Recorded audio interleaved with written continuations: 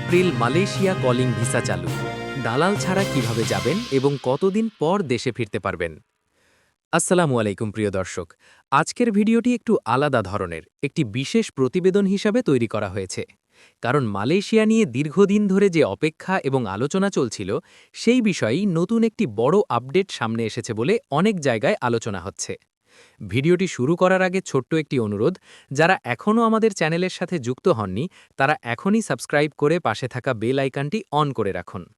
কারণ আমরা নিয়মিতভাবে বিদেশে কাজ, ভিসা আপডেট, নতুন নিয়ম এবং বাস্তব অভিজ্ঞতার ভিত্তিতে তথ্য তুলে ধরার চেষ্টা করি, যাতে আপনারা সঠিক সিদ্ধান্ত নিতে পারেন। এখন চলুন আজকের মূল বিষয়টিতে ঢুকে পড়ি। সম্প্রতি বিভিন্ন আলোচনা এবং বৈঠকের পর নতুন করে বলা হচ্ছে যে আগামী ৯ এপ্রিল থেকে মালয়েশিয়া কলিং ভিসা প্রক্রিয়া চালু করার প্রস্তুতি নিয়ে কাজ চলছে বলে জানা যাচ্ছে। এবং এই বিষয়টি নিয়ে অনেক প্রবাস প্রত্যাশীর মধ্যে নতুন করে আশা তৈরি হয়েছে।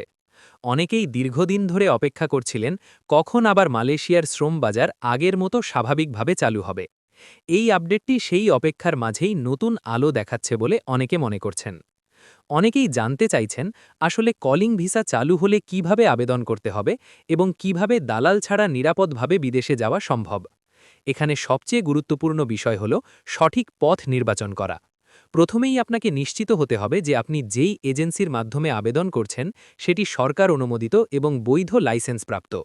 বর্তমানে অনেক সময় দেখা যায় কিছু অসাধু ব্যক্তি নিজেদের এজেন্সি বা প্রতিনিধি পরিচয় দিয়ে মানুষের কাছ থেকে টাকা নিয়ে প্রতারণা করে। তাই প্রথম ধাপই হল যাচাই করা। আপনি চাইলে সরাসরি অফিসে গিয়ে তথ্য নিতে পারেন অথবা পরিচিত কারো মাধ্যমে নিশ্চিত হতে পারেন যে এজেন্সিটি সত্যিই অনুমোদিত কিনা। এরপর আসে আবেদন প্রক্রিয়ার বিষয়। সাধারণত নিয়োগকর্তা কোম্পানি মালয়েশিয়া থেকে কর্মী নেওয়ার জন্য অনুমতি পাঠায় এবং সেই অনুমতির ভিত্তিতে বাংলাদেশে রিক্রুটিং এজেন্সি কর্মী নির্বাচন শুরু করে।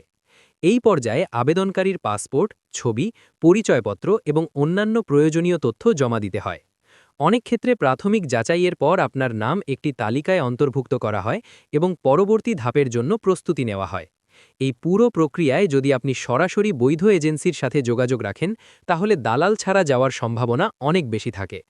এখন একটি গুরুত্বপূর্ণ প্রশ্ন যেটা অনেকেই করেন, সেটি হলো বিদেশে যাওয়ার পর কতদিন কাজ করতে হয় এবং কতদিন পর দেশে আসা যায়। সাধারণত মালয়েশিয়ায় কর্মীদের একটি নির্দিষ্ট চুক্তির ভিত্তিতে কাজ করতে হয়, যাকে আমরা কন্ট্রাক্ট পিরিয়ড বলি। অনেক ক্ষেত্রে এই সময়সীমা ২ বছর পর্যন্ত হতে পারে, আবার কাজের ধরন অনুযায়ী কিছু ক্ষেত্রে ভিন্নও হতে পারে। এই সময়ের মধ্যে কর্মীরা নিয়মিত কাজ করেন এবং চুক্তি শেষ হলে দেশে ফেরার সুযোগ থাকে, অথবা নিয়োগকর্তা চাইলে চুক্তি নবায়নও হতে পারে। অনেক কর্মী মাঝখানে ছুটিতে দেশে আসার সুযোগও পেয়ে থাকেন, তবে সেটি নির্ভর করে কোম্পানির নিয়ম এবং কাজের পরিস্থিতির ওপর। আরেকটি বিষয় নিয়ে অনেক আলোচনা হচ্ছে, সেটি হলো নতুন নিয়মে কি পরিবর্তন আসতে পারে। বিভিন্ন আলোচনায় বলা হচ্ছে এবার আবেদন প্রক্রিয়াকে আরও নিয়মতান্ত্রিক করার দিকে গুরুত্ব দেওয়া হচ্ছে। এর মধ্যে থাকতে পারে ডিজিটাল রেজিস্ট্রেশন ব্যবস্থা, কোম্পানির ডিমান্ড যাচাইয়ের নতুন পদ্ধতি এবং কর্মীদের তথ্য সরাসরি সিস্টেমে সংরক্ষণ করার ব্যবস্থা। এর ফলে ভবিষ্যতে কর্মী নির্বাচন প্রক্রিয়া আরও স্বচ্ছ হতে পারে এবং প্রতারণার ঝুঁকি কমে যেতে পারে। মেডিকেল পরীক্ষার বিষয়টিও নতুন করে গুরুত্ব পাচ্ছে বলে আলোচনা হচ্ছে। মালয়েশিয়ায় যাওয়ার আগে প্রত্যেক কর্মীকে স্বাস্থ্য পরীক্ষা করতে হয় এবং সেই পরীক্ষায় যদি কেউ কাজের জন্য উপযুক্ত বলে বিবেচিত হয়, তখনই ভিসা প্রক্রিয়া এগিয়ে যায়। নতুন ব্যবস্থায় সম্ভবত নির্দিষ্ট কিছু অনুমোদিত মেডিকেল সেন্টারের মাধ্যমে পরীক্ষা সম্পন্ন করতে হবে এবং রিপোর্ট সরাসরি সিস্টেমে আপলোড করা হতে পারে। এর ফলে ভুল তথ্য দেওয়ার সুযোগ কমে যাবে এবং প্রক্রিয়াটি আরও স্বচ্ছ হবে। এখন একটু বাস্তব অভিজ্ঞতার কথা বলি। যারা আগে মালয়েশিয়ায় গিয়েছেন তাদের অনেকেই বলেন শুরুতে সবকিছু নতুন মনে হলেও ধীরে ধীরে কাজের পরিবেশের সাথে মানিয়ে নেওয়া যায়।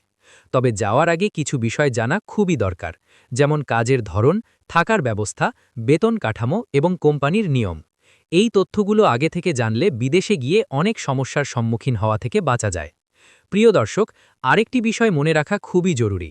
যখনই বিদেশে যাওয়ার নতুন খবর আসে, তখন অনেক গুজব এবং ভুল তথ্য ছড়িয়ে পড়ে।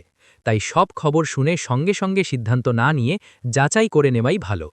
অফিসিয়াল ঘোষণা এবং নির্ভরযোগ্য সোর্স থেকে তথ্য সংগ্রহ করলে আপনি অনেকটাই নিরাপদ থাকতে পারবেন। আজকের ভিডিওতে আমরা চেষ্টা করেছি নতুন আপডেট, সম্ভাব্য সময়, আবেদন পদ্ধতি এবং দালাল ছাড়া যাওয়ার উপায় নিয়ে বিস্তারিত আলোচনা করতে। যদি সত্যিই ৯ এপ্রিলের মধ্যে প্রক্রিয়াটি চালু হয় তাহলে পরবর্তী সময়ে আরও পরিষ্কার নির্দেশনা আসবে এবং তখন আবেদনকারীরা ধাপে ধাপে আবেদন করতে পারবেন। তাই এখন থেকেই প্রস্তুতি নিয়ে রাখা ভালো, যেমন পাসপোর্ট ঠিক আছে কিনা যাচাই করা, প্রয়োজনীয় কাগজপত্র প্রস্তুত রাখা এবং বৈধ তথ্যের সাথে যুক্ত থাকা।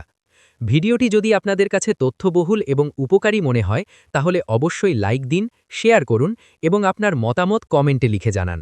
আপনারা কোন বিষয় নিয়ে পরবর্তী ভিডিও দেখতে চান সেটিও জানাতে পারেন। আমরা চেষ্টা করব আরও নতুন তথ্য নিয়ে আপনাদের সামনে হাজির হতে। সবাই ভালো থাকবেন, সুস্থ থাকবেন, আবার নতুন আপডেট নিয়ে দেখা হবে ইনশাআল্লাহ। আল্লাহ হাফিজ।